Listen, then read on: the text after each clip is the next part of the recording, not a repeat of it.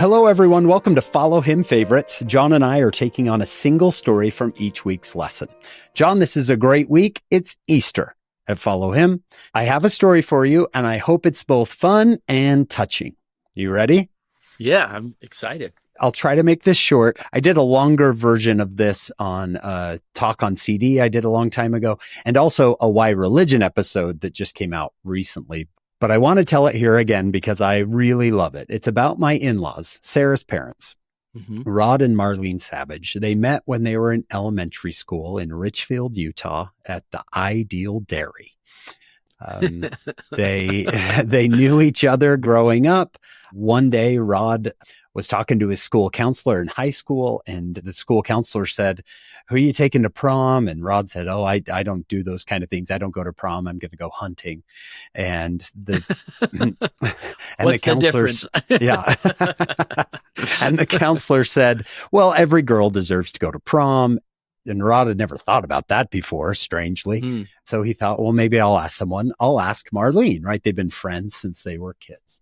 They went on this first date with each other and just had a wonderful time. Rod is very outgoing and fun and playful, and Marlene is a planner, organized, get good grades. So they complimented each other really well and had a great night. And they ended up never dating anyone else again. They ended up getting married and moving down to St. George, which is where I grew up. This story really begins when they have their first baby, Justin. Baby Justin. He's 2 days old. They bring him home from the hospital. For fun, Rod decided to take Justin on a tour of the house.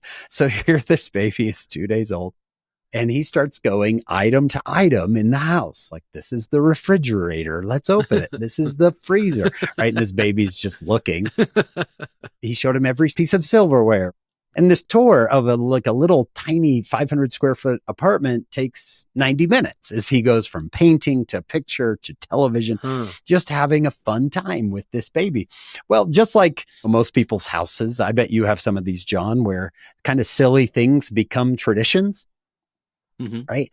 Things you just did. You didn't even think, oh, let's start a tradition. You just did it. And so when baby Amy comes, there's little Justin, 2 or 3 years old. Rod takes baby Amy on the tour with both Justin and Marlene following along, right, on this tour of the house. Here's the couch. Here's the window. Just this silly tradition. And then their third child, their fourth child, their fifth child, which is the best one, I think, because I married her. And then the sixth child. Every time the whole family went on this tour, and then the tour was off for a little while because they didn't have any more children. But then Justin had a baby Chad, and the tour begins again for grandchildren. John, I had to go on this tour. By that time, I had joined the family, and they said, "Chad's here. Baby Chad is here." And this kid's a couple weeks old. "We're going on the tour." I asked my wife, I said, "What are we doing?" And she said, this is what we do. This is what we do. So go with it. So I followed them around, and here he's showing him the piano. And he ended up using this as a teaching tool. He'd bring the baby right up to you and say, "This is your Uncle Hank. He's going to take good care of you. He's going to watch over you." And you're like, "Hey, kid." And I still talk to that kid, John. It was part of the tour. I have to watch out for you. I promised. All the grandkids have been on the tour. All my kids have been on the tour. It was a fun tradition that turned into basically a family joy. Well, in 2013, unfortunately, my mother-in-law, Marlene, was diagnosed with liver cancer. Less than a year later, she was placed on hospice and is at home, and she's going to pass away. The hospice nurses told Rod that it looked like she was going to pass very soon. They wanted to move her from her wheelchair to her bed one last time. Rod was about to do it when he had, I think, a spark of inspiration, John. He turned to his children, who were all there. John, all 6 of them are there, and some grandchildren were there, and said, "Let's take Mom on a tour." Oh, wow. My wife said it was one of the most beautiful moments of her life. Wow. My dad took her to the family room and knelt down in front of her and said, 47 years of family home evening. How did you put up with us? and then took her to the television room and said, how many shows have we watched together, Marlene? Yeah. How many John Wayne movies did you have to put up with?